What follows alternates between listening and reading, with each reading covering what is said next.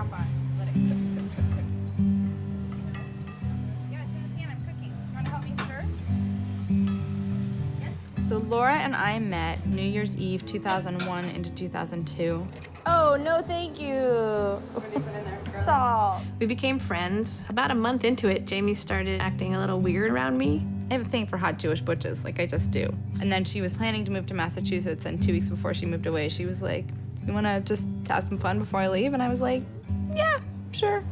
You like that onion? You just have a big hunk of onion, huh? My strange, strange child. You know, 10 years later, we're still having a little fling. Take a drinking game. Whoa. Okay. Yeah, that went down the wrong tube, huh? Got Mommy and Mama tapping you on both sides. Well, See, smooth. whoops. Morning of the kale's wicked spicy, as they say in Massachusetts. Often people assume that the roles are reversed around what happens at home based on our gender presentation. People still assume that I'm the birth mother all the time. People always talk about, well, but you're butch, and don't you ever feel like that's in opposition to doing this ultimately womanly thing? And for me, it's not. It's just who I am, and I've never felt like anything other than a woman. I'm a butch woman, but I'm a woman. I fell down. Whoop. When we found out we were having a boy, we came up with a short list of names that we liked, and that when we met him, we would know which name was right. He knows we're talking about him. Simon comes from the Hebrew name Shimon, and it means to listen. His middle name is Lev, L-E-V. It means heart. So his name is to listen from the heart. Good job. 46, 47. 48. 49. At 3 months and 3 weeks, Simon was diagnosed with dilated cardiomyopathy. And he presented in acute congestive heart failure. The doctor said, here's the diagnosis, you can expect at least 3 weeks in the hospital, and we ended up being there for 4 months. That's my buffer. Bust my buffers. What else does he say? There's nothing like getting news that your child might die or has a lifelong critical illness. Well, and I remember one of the ICU docs actually pulling us aside, and he said, this is gonna be a huge thing for your relationship. So I just want you to know, you're gonna have to fight for this. And this is the kind of stuff that breaks up families. Most of the time that we were in the hospital, we were like this the entire time. I was so afraid that if I was disconnected, like I was gonna fly off into space or something. Good job. I believed that every moment that I spent with him in the hospital, reading to him, singing to him, touching his body in all the ways that I could around the wires and the lines, kept him alive. Mm-hmm. And so now the child that doesn't stop talking, that's my fault.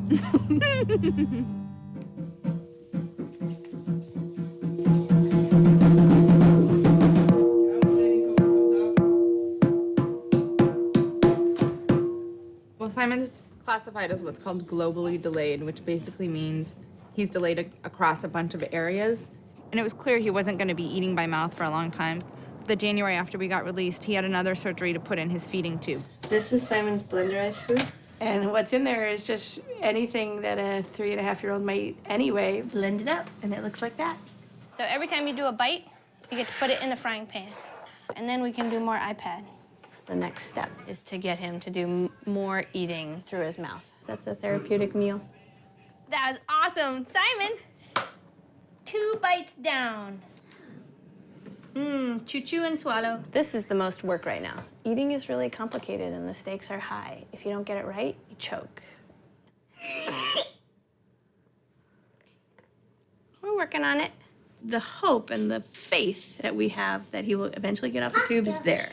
And at our last cardiology visit, his heart function jumped up into the very bottom of the normal range. But that's been a 3.5-year process. Which is like 90% her doing to get him to that point. I mean, she's done. And 90% her supporting me to do that.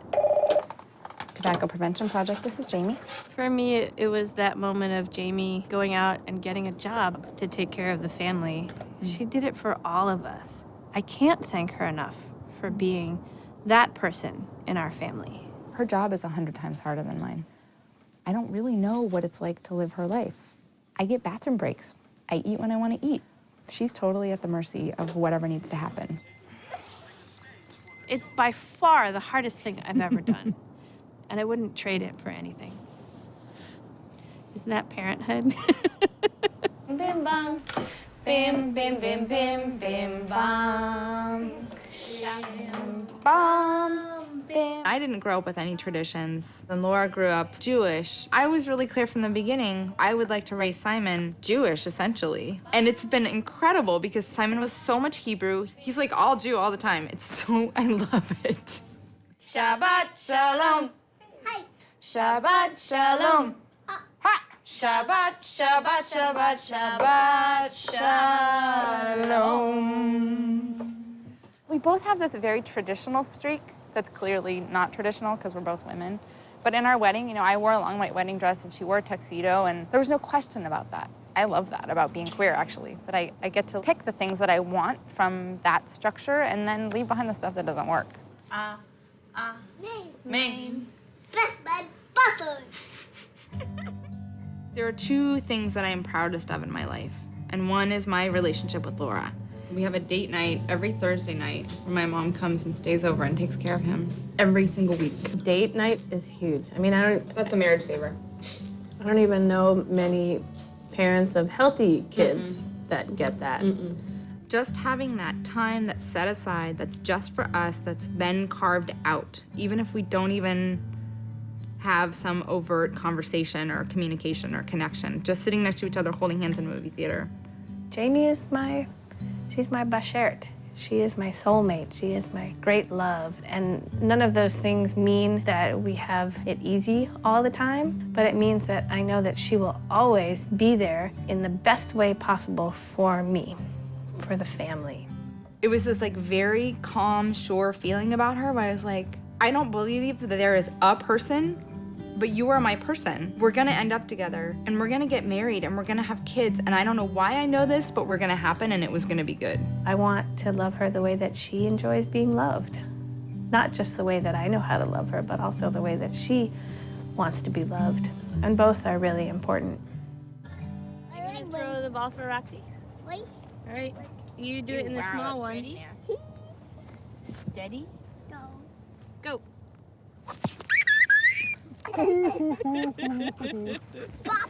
So this is something that I wrote to Laura after we learned that Simon's heart function had gone into the normal range for the first time ever.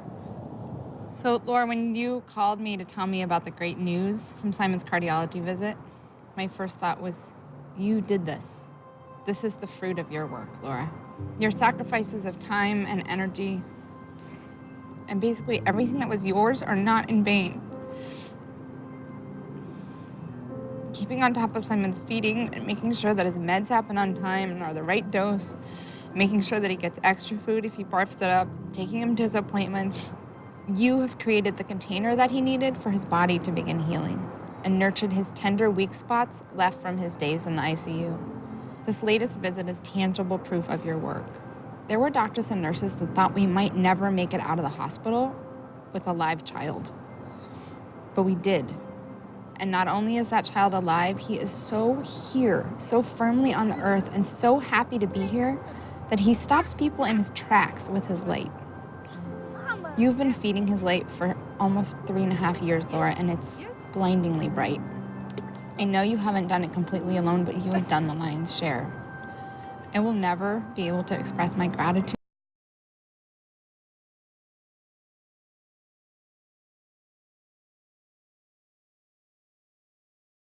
Wife.